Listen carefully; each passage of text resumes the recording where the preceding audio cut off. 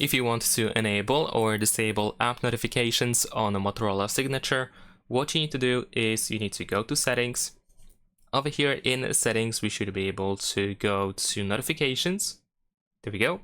And once you open notifications, we have app notifications in this place. Now we have a list of notifications sorted by most recently received.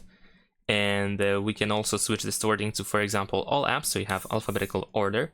And you can just quickly enable or disable notifications, all notifications from the selected app just by tapping on the switcher.